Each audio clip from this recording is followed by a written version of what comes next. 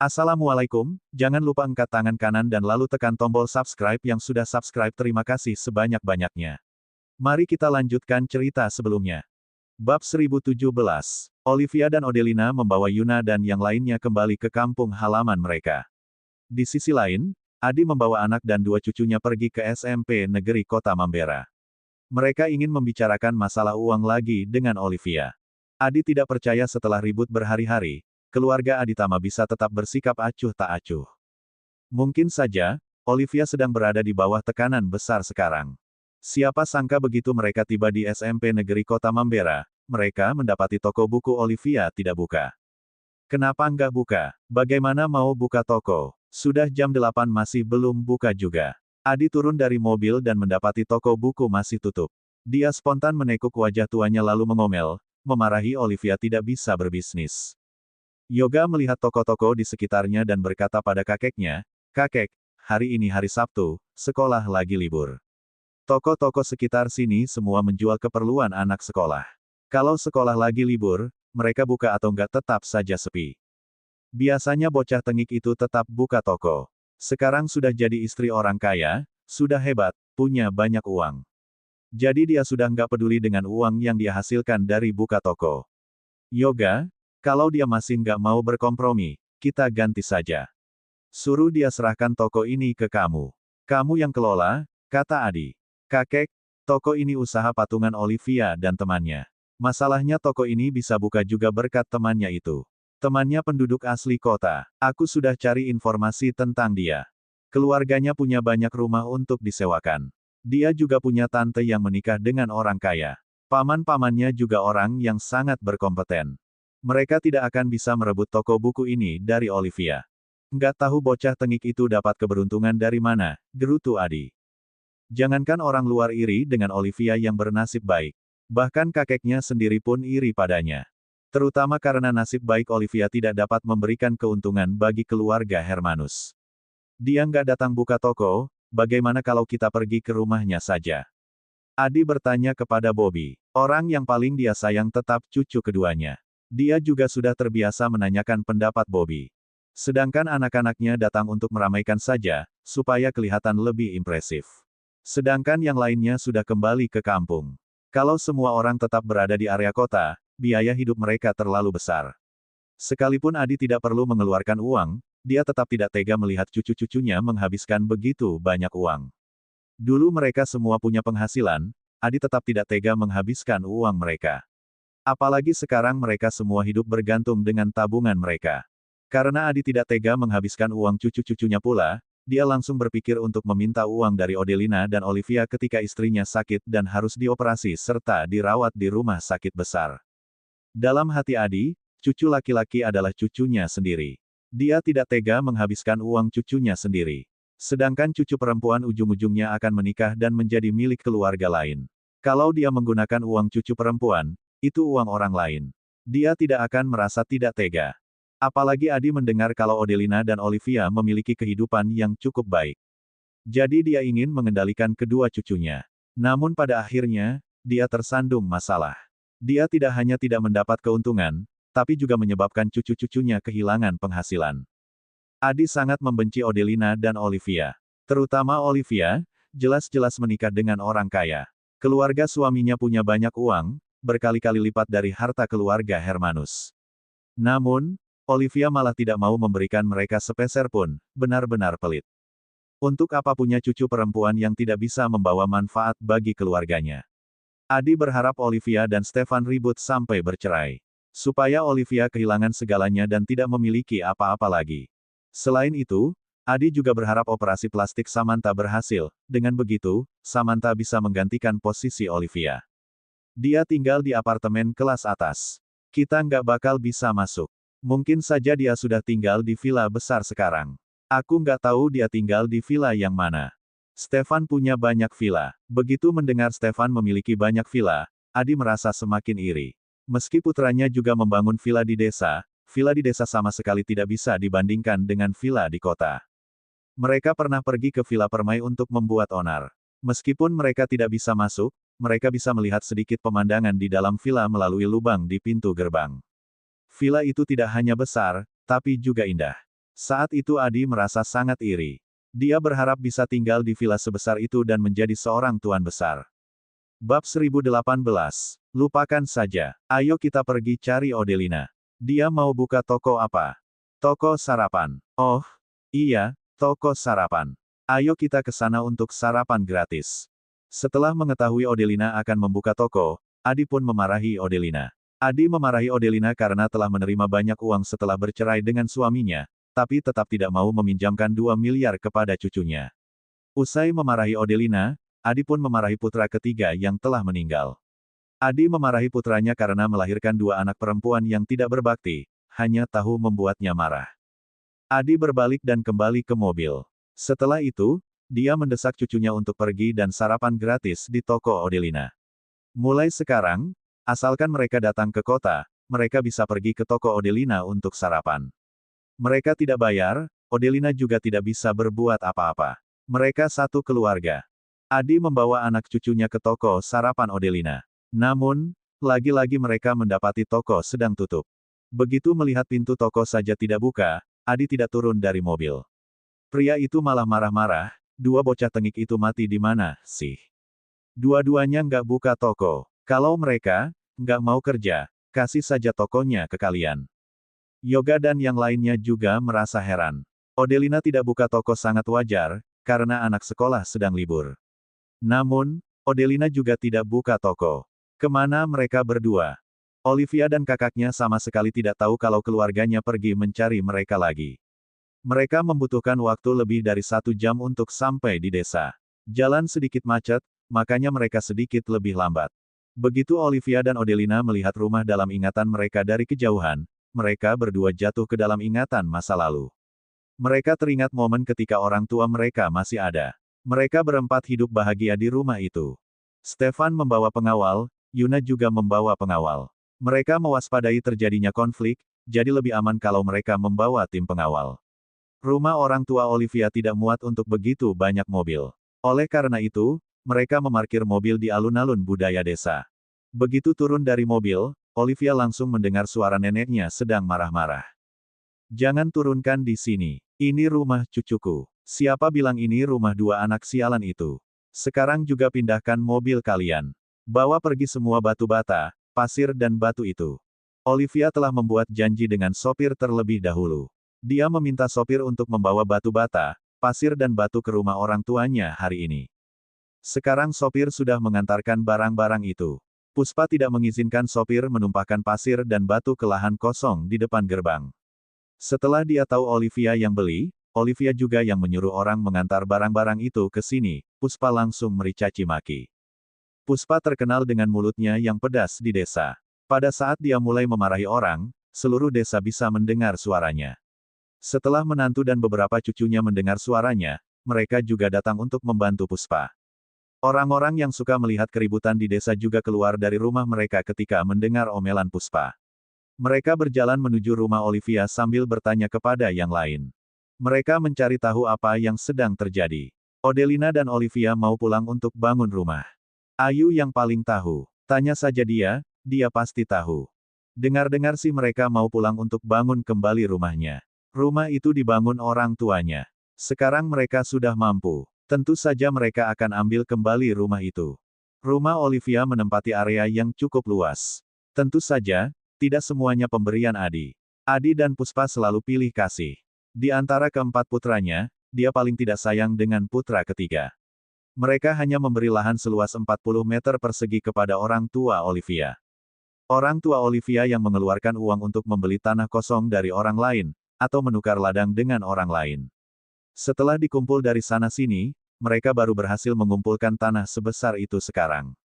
Bab 1019. Olivia sudah jadi istri orang terkaya. Dia masih mau pulang untuk rebut rumah. Keterlaluan banget, deh. Ada orang yang merasa Olivia seharusnya tidak kembali untuk memperebutkan rumah. Sesaat kemudian, ada orang yang memarahi orang itu, hanya karena kakek neneknya memperlakukan mereka seperti itu dulu, dia harus kembali untuk rebut kembali. Kenapa mereka berdua harus biarkan Bobby tempati rumah itu? Bukannya Bobby jadi anak angkat Rocky. Rocky adalah ayah Olivia. Hanya mereka yang lebih tua dari Rocky atau seumuran Rocky yang masih mengingat namanya. Mereka yang lebih muda tidak tahu siapa Rocky. Mereka bahkan tidak mengenal Odelina dan Olivia. Alasan utamanya karena keluarga Hermanus benar-benar keterlaluan. Mereka tidak mengizinkan Odelina dan Olivia kembali ke desa. Mereka juga memindahkan kuburan Rocky dan istrinya tanpa memberitahu Odelina dan Olivia. Terakhir kali Olivia kembali ke desa, orang-orang dari keluarga Hermanus masih belum kembali ke desa.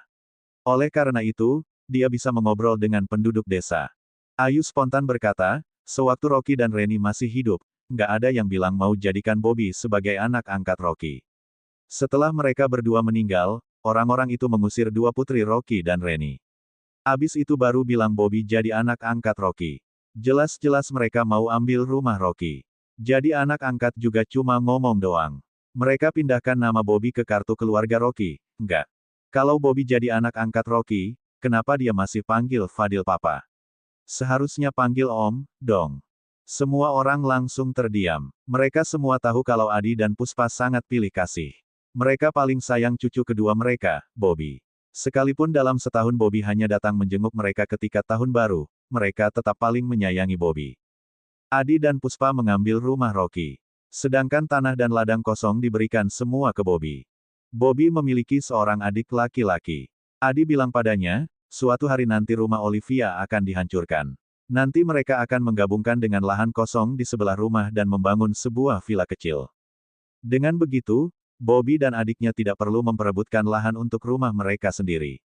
Setiap tahun Bobby mengunjungi makam Rocky dan istrinya. Dia sudah penuhi tanggung jawabnya sebagai seorang anak.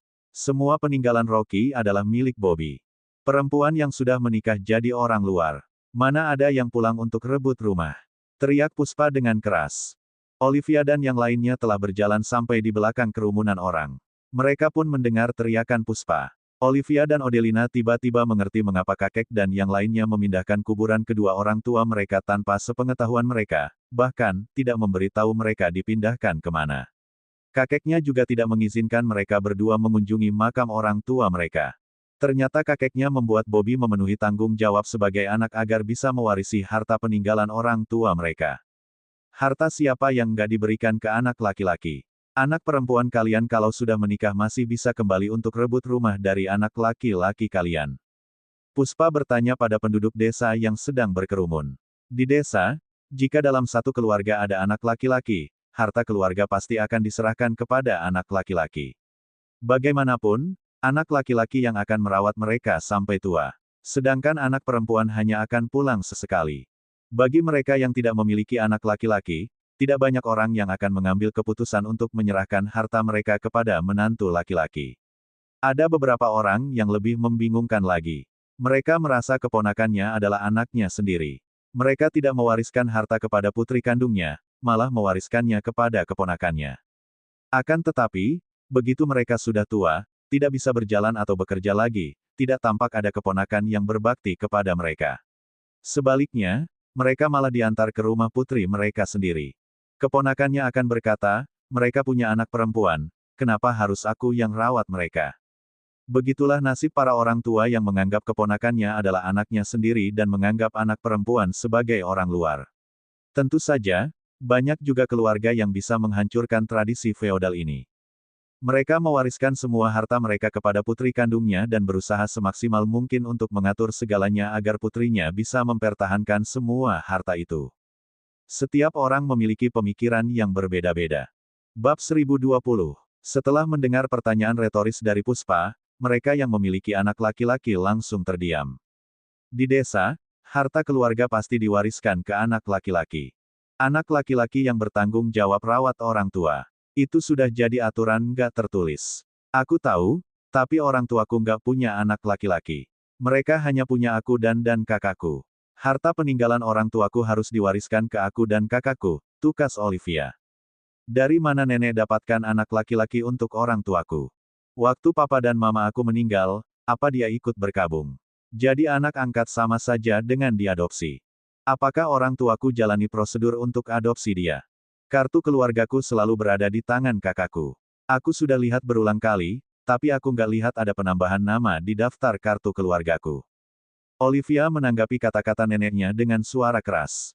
Semua orang cepat-cepat memberi jalan ketika mereka melihat Olivia berjalan berdampingan dengan Stefan dan dikawal oleh beberapa pria berbaju hitam. Sehingga Olivia dan yang lainnya bisa berjalan sampai ke depan rumah tanpa halangan. Odelina menitipkan Russell ke Dimas dan menyuruhnya membawa Russell bermain di sekitar. Odelina tidak ingin Russell melihatnya bertengkar dengan nenek, tante dan saudara sepupunya. Yuna dan Amelia juga dikawal oleh pengawal. Mereka berjalan di belakang Olivia dan Stefan. Saat ini, raut wajah Yuna sangat tidak bersahabat. Dia telah menghabiskan waktu puluhan tahun untuk mencari keberadaan adiknya. Namun, adiknya ternyata sudah meninggal dalam kecelakaan mobil 16 tahun yang lalu. Untung saja, adiknya memberinya dua keponakan yang cantik. Odelina sangat mirip dengan ibunya. Yuna merasa seperti sedang melihat adiknya ketika dia melihat Odelina. Bagi Yuna, setidaknya hal ini bisa menghiburnya. Yuna selalu ingin melihat tempat tinggal adiknya. Dia juga ingin mengunjungi makam dan berbicara dengan adiknya. Karena kedua keponakannya tidak tahu makam orang tua mereka dipindahkan kemana. Maka dari itu, keinginan Yuna masih belum terpenuhi. Yuna pernah bilang kepada keponakannya kalau dia akan membantu mereka merebut kembali warisan orang tua mereka. Setelah mendengar kata-kata Puspa, wajah Yuna menjadi pucat karena saking marahnya. Rumah itu dibangun oleh Reni dan suaminya dengan susah payah. Orang-orang itu menindas dua keponakannya yang masih kecil, tidak tahu apa-apa dan tidak bisa apa-apa. Mereka mengambil rumah orang tua kedua keponakannya secara paksa, lalu mengusir mereka berdua keluar dari rumah. Dari desa, sekarang Olivia dan kakaknya kembali untuk mengambil kembali rumah yang seharusnya menjadi hak mereka. Nenek tua itu masih berani teriak-teriak tentang anak angkat. Dia jelas ingin memonopoli rumah itu secara terang-terangan. Yuna memutuskan akan memaksa orang-orang itu mengungkapkan di mana makam adik dan adik iparnya. Kalau masalah rumah, bertengkar pun tidak ada gunanya. Jalan terbaik yaitu mengajukan gugatan, selesaikan di pengadilan. Yuna tidak percaya dengan kekuatan keluarga Sanjaya dan keluarga Aditama, mereka tetap tidak bisa merebut kembali sebuah rumah. Odelina dan Olivia sudah pulang. Beberapa orang di kerumunan mengenali Olivia. Karena Olivia, kembali ke desa dan bertemu dengan yang lainnya tahun lalu untuk membersihkan tuduhan kakek neneknya padanya. Sedangkan Odelina tidak perlu mengenalkan diri lagi. Setelah kehilangan banyak berat badan, dia terlihat sama persis dengan ibunya. Melihat Odelina sama seperti melihat ibunya.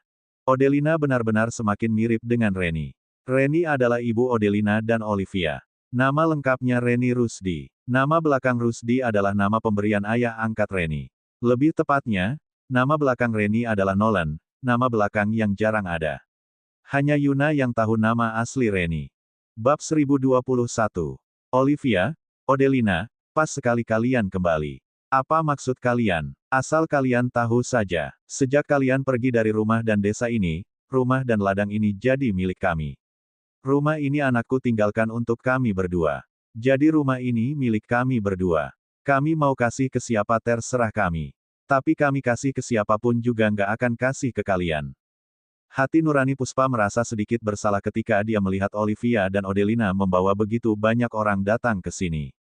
Pada saat dia terbaring di rumah sakit, dia sudah mendengar kehebatan Olivia. Sekarang dia juga sudah tahu kalau Olivia menikah dengan pria kaya raya. Sedikit banyak Puspa merasa bersalah. Bagaimanapun, mereka boleh dibilang mengambil rumah orang tua Olivia secara paksa. Pada saat itu, mereka memanfaatkan kesempatan di mana Odelina dan Olivia masih di bawah umur. Keduanya tidak memiliki kemampuan. Oleh karena itu, mereka mengusir keduanya dari rumah. Olivia sepertinya baru berusia 12 tahun ketika diusir dari rumah. Setelah mereka diusir, awalnya mereka masih kembali ke desa beberapa kali untuk mengunjungi makam orang tua mereka. Odelina dan Olivia juga ingin tinggal di rumah peninggalan orang tua mereka lagi. Namun, Adi dan Puspa memukul, memarahi dan mengusir keduanya berulang kali. Suatu kali, mereka memukul Odelina dan Olivia terlalu parah, sehingga keduanya tidak berani kembali ke desa selama beberapa tahun. Kedua pihak tidak pernah melakukan kontak lagi. Sampai ketika Odelina akan menikah. Setelah mendapat kabar, Adi dan Puspa dengan beraninya meminta mas kawin sebanyak 600 juta dari keluarga Pamungkas. Namun, Odelina menolak dan melarang keluarga Pamungkas memberikan mas kawin sebanyak 600 juta. Odelina juga mengusir mereka pergi. Setelah itu, tidak ada kabar dari mereka selama 3 tahun lebih. Hingga Puspa jatuh sakit, tidak ada yang mau membayar biaya pengobatannya. Mereka baru teringat dengan Odelina dan Olivia. Mereka merasa keduanya memiliki kehidupan yang baik. Oleh karena itu, mereka mulai menghubungi Odelina dan Olivia lagi. Puspa tahu jelas kalau perbuatan mereka sudah keterlaluan. Penduduk desa juga sudah tidak tahan melihat kelakuan mereka. Namun, dia bermulut pedas, tidak tahu malu dan beengsat. Penduduk desa tidak berani memprovokasi dia. Sekarang masalah sudah menyangkut kepentingannya sendiri. Puspa telah menunjukkan sifat tidak tahu malunya sepenuhnya. Aku belum pernah lihat perempuan yang sudah menikah berani pulang untuk rebut rumah, gumam Puspa. Saat Puspa mendapat tatapan dingin dari Stefan, teriakannya berubah menjadi gumaman pelan. Dia juga membusungkan dada untuk meyakinkan dirinya sendiri kalau dia tidak takut. Sekalipun suami Olivia adalah anak dari keluarga terkaya, lalu kenapa? Apakah pria itu bisa mengambil paksa rumahnya? Pokoknya, rumah itu milik Rocky. Rocky anak kandung Puspa. Wajar saja seorang ibu mewarisi rumah putranya. Coba nenek kasih tahu kami. Saat orang tuaku masih hidup, mereka pernah angkat siapa jadi anak. Tadi nenek teriak-teriak kalau ini rumah cucumu. Aku mau tanya, rumah ini milik cucumu yang mana? Tukas Olivia. Aku dan kakakku juga berhak mewarisi rumah orang tua kami. Rumah ini milik kami, jadi kami harus rebut kembali. Yang bukan milik kami nggak akan ambil. Tapi kami juga nggak akan berikan sedikit pun barang yang seharusnya jadi milik kami. Olivia membalas perkataan Puspa dengan dingin. Dia juga mengedarkan pandangannya ke semua orang. Kemudian, Olivia berjalan ke depan sopir truk dan menyuruhnya, "Pak, tolong turunkan semua batu bata di sana. Di sana ada lahan kosong." Olivia mengarahkan supir truk untuk menurunkan batu bata di lahan kosong. Lahan kosong itu masih termasuk lahan rumahnya. Pada saat kedua orang tua Olivia masih hidup, mereka pernah menyuruh Olivia dan kakaknya untuk beli banyak lahan untuk bangun rumah. Setelah mereka berdua dewasa, mereka bisa membangun 2 rumah di satu lahan. Kakak adik bisa jadi tetangga. Dengan tinggal bersama seperti itu, setidaknya mereka tidak sendirian. Mereka juga bisa saling mendukung, tidak akan ditindas oleh penduduk desa. Jangan turunkan di sini. Kalian nggak boleh turunkan barang-barang di sini. Ini rumahku. Begitu Puspa melihat sopir truk hendak menurunkan batu bata, dia bergegas ke sana dan berdiri di tengah lahan kosong. Dia merentangkan kedua tangannya dan berteriak keras, "Aku mau lihat siapa yang berani turunkan barang di sini. Kalau berani, sini timpa saja aku." Stefan melambaikan tangannya. Setelah itu, 2 pengawal berjalan ke arah Puspa. Mereka memegang Puspa masing-masing di kiri dan kanan, lalu membawa Puspa pergi. "Apa yang kalian lakukan? Kalian mau apa? Lepaskan aku." Puspa meronta mati-matian, berusaha melepaskan diri dari kedua pengawal itu. Bab 1022. Sayangnya, Puspa hanya seorang nenek tua. Dia sama sekali tidak bisa lepas dari cengkeraman kedua pengawal itu. Kedua pengawal itu tidak menyakitinya. Mereka hanya membawa Puspa pergi. Anggota keluarga Hermanus lainnya melihat situasi itu. Mereka pun bergegas untuk menolong Puspa. Namun, pengawal keluarga Aditama dan keluarga Sanjaya juga maju pada saat yang sama untuk menghalangi mereka semua dan tidak membiarkan mereka mendekat. Mereka pukul orang, mereka pukul aku. Puspa melihat jumlah orang di pihak Olivia sangat banyak. Dia langsung menekuk kedua kakinya dan duduk di tanah. Setelah itu, dia memukul pahanya dan berteriak keras kalau kedua pengawal itu memukulnya. Namun, penduduk desa hanya menonton. Tidak ada satupun yang mendekat untuk menolongnya. Bahkan ada orang yang merekam video mereka. Mata semua orang juga masih tajam. Mereka semua bisa melihat dengan jelas kalau orang yang dibawa Olivia hanya membawa Puspa pergi. Mereka sama sekali tidak melukai Puspa barang sehelai rambut pun. Puspa ingin menyalahkan orang lain. Orang yang merekam video lantas berpikir. Dia telah merekam seluruh kejadian.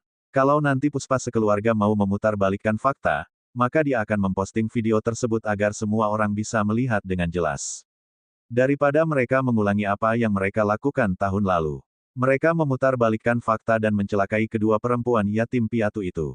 Di bawah arahan Olivia, 1 mobil berisi batu bata, 1 mobil berisi pasir dan 1 mobil berisi batu semuanya diturunkan di lahan kosong di depan rumahnya. Sebenarnya Olivia tahu meskipun dia melakukan hal ini, keluarganya juga akan memindahkan barang-barang itu begitu dia dan yang lainnya meninggalkan desa. Tidak apa-apa, Olivia hanya menggunakan hal ini sebagai awal perjuangannya untuk merebut kembali rumahnya. Cepat, telepon kakekmu dan yang lain. Puspa memukul pahanya sampai memerah, tapi tidak ada satupun penduduk desa yang membantunya. Dia pun tidak mau memukul pahanya lagi. Dia cepat-cepat bangun dan meneriaki cucu-cucunya sambil menepuk debu di celananya. Puspa menyuruh cucu-cucunya untuk menelepon Adi, dua putra serta cucunya, lalu memberitahu mereka untuk segera kembali ke desa. Dalam keluarga Hermanus, orang yang paling hebat adalah kedua cucunya, Hendra juga berada di antara kerumunan. Dia ingin maju ke depan, tapi mengingat betapa kuatnya Olivia, dia pun menghentikan langkah kakinya.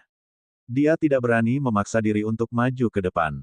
Terlebih lagi Olivia datang dengan persiapan hari ini. Semua pengawal Stefan bertubuh perkasa, mereka pasti jago bela diri. Sedangkan pengawal yang dibawa Yuna juga dipilih di antara yang paling kuat. Hendra semakin tidak berani untuk maju. Dia meringkuk di belakang ibunya dan hanya melihat ibunya membantu sang nenek dan berdebat dengan kedua kakak sepupunya. Odelina, Olivia, kalian berdua cucu yang gak berbakti.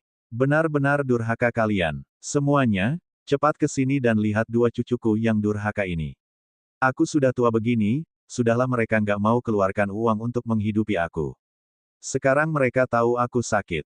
Mereka berharap aku cepat-cepat mati, jadi mereka pulang untuk rebut rumahku. Cucu yang nggak berbakti ini kenapa nggak mati disambar petir saja, sih? Langit, buka matamu dan lihat dengan jelas. Dua cucuku yang nggak berbakti ini nggak kasih aku uang, nggak menghidupi aku. Aku sakit mereka juga nggak mau bayar biaya pengobatanku. Sekarang mereka malah mau rebut rumahku dan usir aku. Langit, cepat sambar mereka dengan petir. Mereka benar-benar durhaka. Mereka pantas mati. Puspa terus mengutuk kedua cucunya. Olivia langsung berjalan ke arahnya. Puspa terkejut dan spontan mundur dua langkah. Kemudian, dia bertanya pada Olivia dengan waspada, kamu mau apa? Apa aku salah ngomong? Kalian berdua benar-benar nggak berbakti. Bab 1023. Odelina tertawa sinis, 16 tahun yang lalu, orang tuaku baru saja meninggal. Mereka dapat santunan kematian sebanyak 2,4 miliar. Kamu dan kakek bawa cucu-cucu kalian datang ke rumah kami sampai rumah kami penuh sesak. Bahkan sampai kami nggak punya tempat untuk berdiri. Kalian paksa aku dan kakakku untuk serahkan uang santunan itu. Kalian bilang, kalian berhak mendapat sebagian dari uang itu. Kamu dan kakekku sama-sama punya bagian. Tapi berapa banyak yang kalian ambil? Waktu itu, demi mengambil lebih banyak uang santunan orang tuaku, kalian bilang selama kalian masih hidup, kalian nggak butuh kami berdua untuk menghidupi kalian. Saat kalian mati, kami berdua juga nggak perlu datang berkabung. Hidup mati kalian bukan urusan kami. Semua itu ada bukti hitam di atas putih. Mungkin salinan di tangan kalian sudah kalian hancurkan. Tapi salinan lainnya masih utuh, kakakku simpan dengan sangat baik. Aku yakin di kantor desa masih ada salinannya. Kader desa yang menjadi saksi saat itu juga masih ada. Bagaimana kalau aku suruh mereka ke sini untuk ngomong sama kalian? Rumah ini milik kalian. Nama papaku masih tertulis di sertifikat rumah ini. Kamu dan kakekku bisa mendapat sebagian dari warisan peninggalan orang tuaku. Tapi kalian nggak bisa ambil semuanya. Aku dan kakakku juga punya bagian. Kalau soal kalian ambil anak angkat untuk orang tuaku, sekarang aku mau tanya. Apakah orang tuaku sudah setuju? Apakah Bobby panggil orang tuaku papa dan mama? Dia masih panggil orang tuanya papa mama. Kalian kira dengan melarang aku kunjungi makam orang tuaku, lalu suruh Bobby kunjungi makam orang tuaku setiap tahun, lantas Bobby bisa mewarisi semua peninggalan orang tuaku? Jangan harap, Olivia berkata dengan dingin, Nenek, telepon saja, suruh kakek dan yang lainnya cepat pulang. Aku dan kakakku kembali hari ini untuk ambil kembali warisan orang tuaku. Cepat suruh mereka pulang. Aku mau bagi dengan jelas. Aku tetap pegang kata-kataku tadi. Kami nggak akan berikan apa yang seharusnya jadi milik kami. Sedangkan yang bukan milik kami juga nggak akan rebut. Olivia, bentak Puspa. Perempuan tua itu marah sampai melompat. Dia menunjuk Olivia dan mengutuk, kalian anak perempuan. Anak perempuan mana punya hak untuk dapat warisan? Papamu adalah anakku. Anakku sudah mati, semua hartanya adalah milik kami. Kalian cepat pergi dari sini. Anak perempuan yang sudah menikah mana punya hak untuk pulang dan rebut warisan keluarga. Kalian gak tahu malu. Lagi pula, papamu sudah mati. Semua peninggalannya jadi milikku. Aku gak takut kamu bawa banyak orang. Mau ambil rumah kami, langkahi dulu mayat kami. Perjanjian apa? Uang apa? Anakku sudah mati, uang santunan kematiannya sudah seharusnya jadi milik kami berdua. Kalian hanya anak perempuan. Sudah baik kami mau kasih kalian 400 juta untuk biaya hidup kalian biar nggak mati kelaparan. Aku nggak ingat pernah tanda tangan perjanjian apa. Kalian berdua nggak menghidupi aku, nggak kasih aku uang untuk berobat. Kalian memang nggak berbakti. Dengar baik-baik, kalian nggak kasih kami uang. Setelah mati pun kami akan jadi hantu dan ganggu kalian terus. Puspa teringat kalau Olivia sekarang adalah istri orang terkaya. Olivia punya banyak uang, makanya Puspa menyangkal pernah menandatangani perjanjian dulu. Lagi pula, dari dulu dia sudah tidak tahu malu. Yang penting dia bisa mendapatkan keuntungan untuk cucu-cucunya. Selama Olivia mau memberinya uang, Puspa akan memberikan uang itu kepada cucu-cucunya yang lain untuk memulai bisnis. Keluarga suami Olivia begitu kaya, seharusnya tidak masalah kalau Olivia memberinya beberapa miliar, bukan? Tante Puspa, apa yang kamu katakan tadi nggak benar, loh. Dulu kalian tanda tangani perjanjian dengan Odelina dan Olivia. Kami semua tahu soal itu, kami juga jadi saksi. Keluarga Reni juga ada saat itu. Kamu kira kamu bisa menyangkalnya sekarang? Di desa, orang yang satu generasi lebih muda dari Puspa memanggilnya dengan sebutan tante. Sedangkan mereka yang dari generasi yang sama memanggilnya kakak. Orang yang menyela barusan tidak lain adalah Ayu. Dia orang yang paling dekat dengan Reni di desa. Setelah Rocky dan Reni meninggal, dia merasa sangat bersimpati dan kasihan kepada Odelina dan Olivia. Apa daya dia yang tidak bisa apa-apa? Dia tidak dapat membantu mereka berdua, hanya bisa melihat mereka berdua diusir dari desa tanpa daya. Bab 1024. Kini Odelina dan Olivia telah memiliki kemampuan. Mereka berdua pulang untuk mengambil kembali rumah peninggalan orang tua mereka. Ayu sangat setuju dan mendukung sepenuhnya. Benar, jelas-jelas kalian sendiri yang ngomong begitu dulu. Kalian bilang kalian nggak perlu mereka rawat kalian di masa tua kalian. Kalian mati pun mereka nggak usah datang berkabung. Terlebih lagi, kalian nggak membesarkan Odelina dan Olivia. Kalian masih enak hati mau minta uang dengan mereka. Anak-anak dan cucu-cucumu dapat banyak keuntungan. Kenapa aku nggak lihat kamu minta uang sama mereka? Kalian sekeluarga makan dan hasilkan banyak uang dari uang santunan Rocky dan istrinya. Kalian bahkan menindas dua anak mereka yang sudah jadi yatim piatu. Kalian benar-benar keterlaluan. Kalianlah yang seharusnya disambar petir. Sudah bau tanah begitu, kamu masih hidup sampai berapa lama lagi, sih? Kamu nggak takut masuk neraka dan nggak akan pernah terlahir kembali selamanya. Sekalipun orang-orang di desa merasa perempuan yang sudah menikah tidak boleh kembali untuk merebut warisan, mereka tetap merasa Puspa dan yang lainnya sangat keterlaluan. Mereka mau tidak mau ikut menyela. Mereka sekeluarga memang orang yang nggak tahu malu. Semua begitu kaya, tinggal di villa besar, pakai mobil mewah. Bahkan gaji Bobby miliaran per tahun. Saat Tante Puspa sakit, nggak ada yang mau bayar biaya rumah sakit. Makanya mereka suruh Odelina dan adiknya yang bayar. Tahu ambil keuntungan doang. Begitu ada masalah, langsung suruh Odelina dan Olivia yang tanggung. Kalian anggap mereka berdua apa? Semua orang di desa tahu tentang pencarian trending tahun lalu. Banyak dari mereka sudah belajar berselancar di internet, hanya untuk mendukung Odelina dan Olivia. Mereka mengungkapkan kekejaman dan tidak tahu malunya Puspa sekeluarga. Belakangan, mereka mengetahui kalau Bobby dan yang lainnya kehilangan pekerjaan karena masalah pencarian trending itu. Semua orang di desa merasa itu adalah karma. Kalian nggak usah ikut campur. Bentak Puspa. Olivia langsung berkata dengan lantang, mereka bukan mau ikut campur. Mereka hanya bersikap adil dan mau mengatakan kebenaran. Stefan diam-diam berdiri di samping. Sedari tadi dia tidak mengatakan sepatah kata pun. Dia diam-diam mendukung istrinya. Namun, dia memiliki sepasang mata yang dingin dan tajam. Begitu dia menatap keluarga Hermanus dengan dingin, orang-orang yang biasanya bertindak seenaknya di desa itu seketika merasa takut. Mereka pun tidak berani bertindak keterlaluan. Hanya Puspa yang merasa dirinya sudah tua, tidak akan ada yang berani berbuat apa-apa padanya. Makanya dia masih meronta dan berteriak keras. Akan tetapi, sikap kasar Puspa sama sekali tidak berguna saat menghadapi Olivia dan yang lainnya. Pada saat ini, Yuna keluar dari kerumunan dan berdiri di samping kedua keponakannya.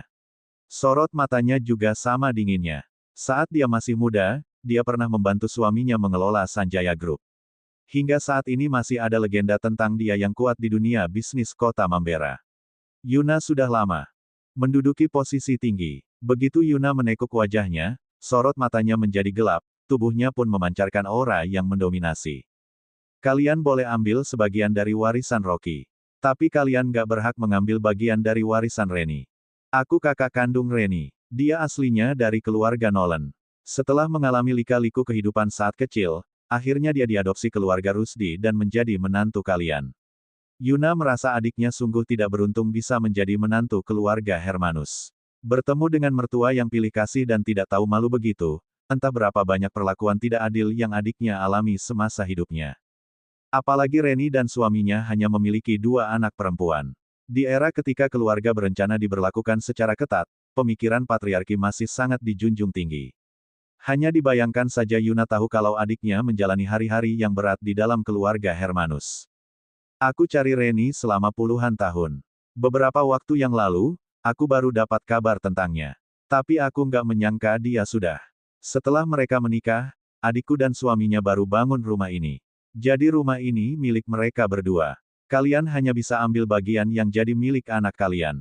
Sedangkan bagian adikku, kalian gak boleh ambil sedikit pun. Cerita bersambung.